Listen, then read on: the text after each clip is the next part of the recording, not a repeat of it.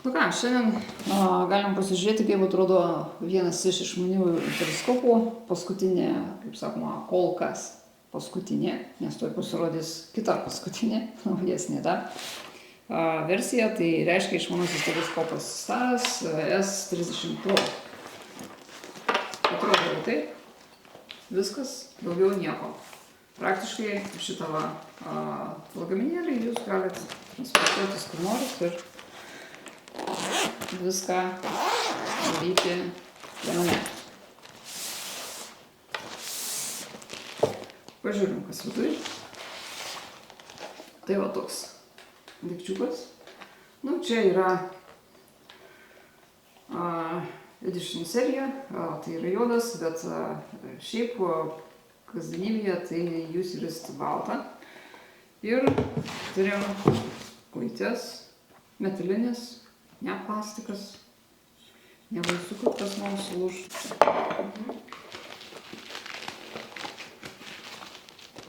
Ir priklauso dar saulės filtras, kuris jau tvirtinasi magnetu, kas yra labai patogu. Prieš tai versijos nebuvo magnetinio, buvo toks uždėtamas labiau.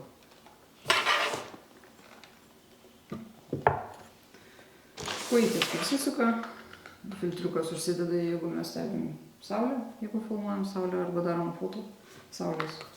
Ir viskas. Tai saulės nereikia, saulės filtro nereikia, viduje įmontuotas yra nuo šviesos taršos ir UV filtrai yra viduje. Jie automatu pasirenka pagal, sakykim, objektą ir toks ir užsideda.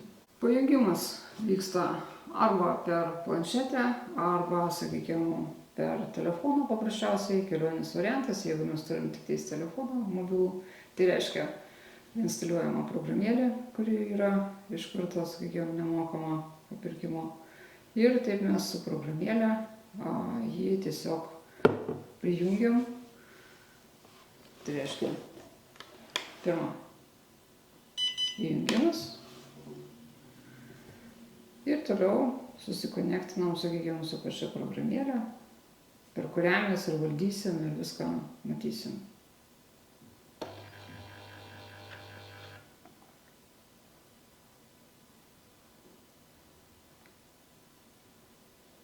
Dabar tiesiog parodysiu, kaip paprasčiausiai vyksta pats prijungimo procesas, kaip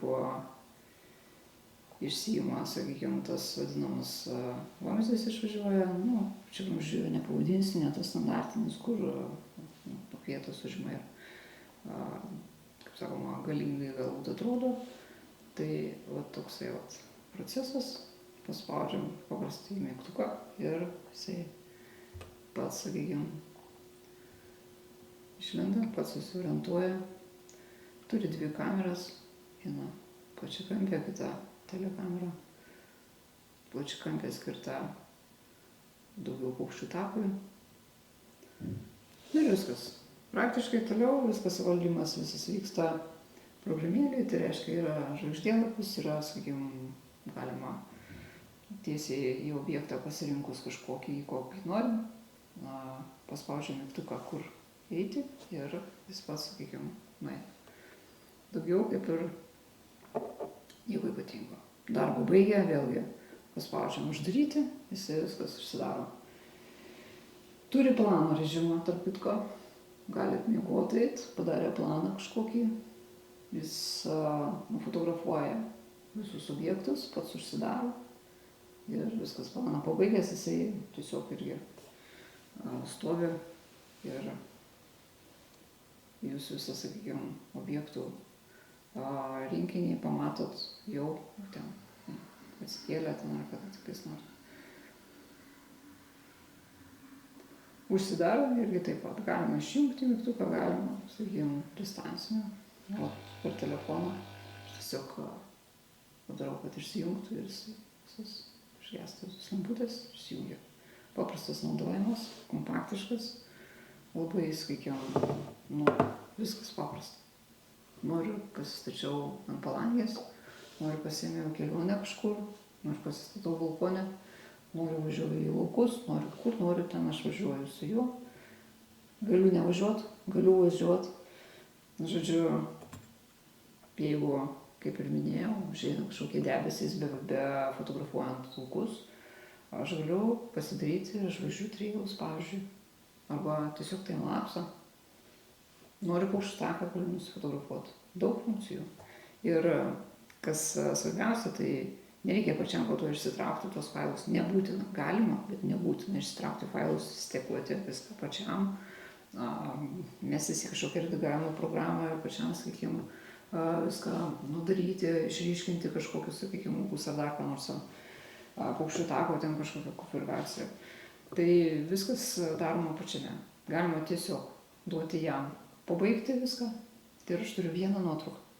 Arba nuotrauką plus video. Po to aš ją vėl galiu gražintis, jeigu nepatinka. Jeigu nepatinka, aš galiu failus tuos vėl parsisiųsti ir pats daryti, ir nesakykime, sustekavo, nepatiko, kaip sustekavo.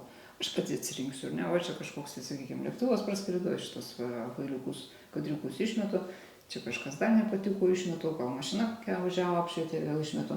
Galima ir taip. Galima iš karto jam, sakykime, mes matom patologiją, atsidaro visi kadrai ir jie matomi yra. Reiškia, aš kiekvieną kadrą matau sugadintas, pasižymiu, ištrinu ir viskas. Ir jam liepia vėl sustikuoti iš naujo, jis sustikuoja iš gerų kadrų. Bet galiu ir pati, aišku, savai suprantama, jeigu aš daugiau neturiu ką veikti, galiu neštis ir redaguotis viską, bet galiu ir nedaryti. Tai va šitą galimybę labiausiai man patinka, kad galima ir nieko nedaryti, nes ne visada yra laiko, ne visada yra noro, ne visada yra sąlygos, ne visada norisi viską dirbti techniškai, kartais norisi tiesiog pamatyti gražų vaizdą. Ir to užtenka. Tai apie Star Trek. Dar jis turi galimybę statytis ant bet kokio stovo apskritai. Nebūtinai šitas kojytės, gali būti aukštas stovas, gali būti su ekvatorinė montuotė, gali būti viskas, kas tik įmanoma. Pakraunamas paprastai per USB-C. Laiko kokie 6-8 valandas. Tarp kitko, laiko be galo, kiek tik reikia, nes prijungiu prie šitos jungties paprasčiausiai powerbanką. Ir gali, sakykime, su powerbanku nereikia specialių, kaip teleskopų, dažniausiai reikalavimas yra didesnės tokios, kaip sakoma, baterijos. Tai čia šito nereikia. Paprastas powerbankas ir puikiausiai veikia. Jau tada tikrai ilgai. Ir su powerbanku galima, sakykime, tiek telefoną krauti tuo pačiu metu, šalia padėjus planšetę, tiek šitam užtenka. Veikia per pakankamai normalų atstumą, ten koks, sakykime, 10-15 metrų visada, o lygtais gal ir 30 metrų. Ta prasme, ar kieme pastačius, ar kažkur, tikrai yra toks variantas, kaip nieko nedarant, gaunam iš karto vaizdą, kuris iš karto matosi, gerėja, kada užtenka, stop mygtuką paspaudėm, sakoma, turim jau užsifiksavusi, bet ir jo visą kadrų seką, jeigu dar norėtume kartais pasigražinti daug geriau, negu galvojom, kad jisai sugebėjo padaryti.